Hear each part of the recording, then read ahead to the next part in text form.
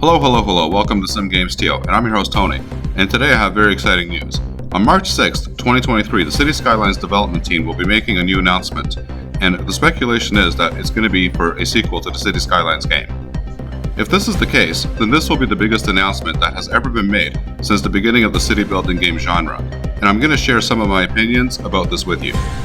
I think that if Colossal Order makes a City Skylines 2, that this is going to be a drastically improved version of the original game that will not be disappointing.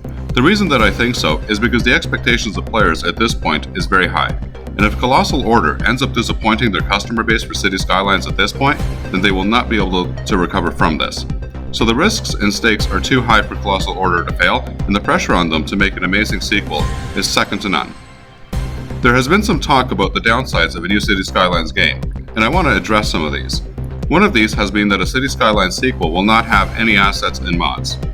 I have two separate arguments to that. The first is that when the original City Skylines game was released, there were no assets or mods, and the game did just fine, as we now know. The other is that I find this to be a regressive argument because it stands in the way of any progression.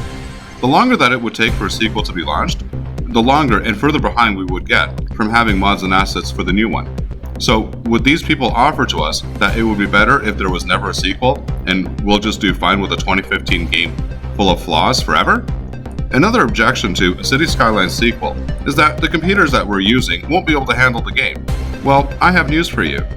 Most new games that are released are at the edge of what our computers can currently handle, and that is done so that the game can last longer in the long run as computers become better and more people get better computers.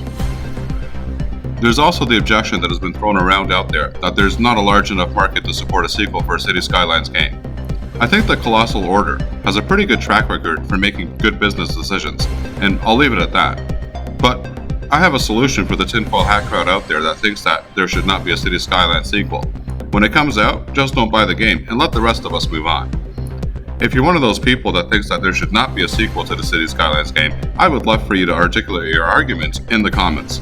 And please make an actual argument. You're a poopy head is not an argument. On a related subject, Colossal Order has been accused of milking a City Skylines customers by continuing to release DLCs. Colossal Order has obviously never commented on this, so we don't actually have their side of the story.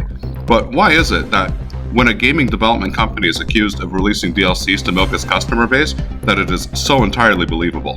You've been listening to Sim Games TO, giving a news release and going on a rant. The subscription button is in the bottom right-hand corner.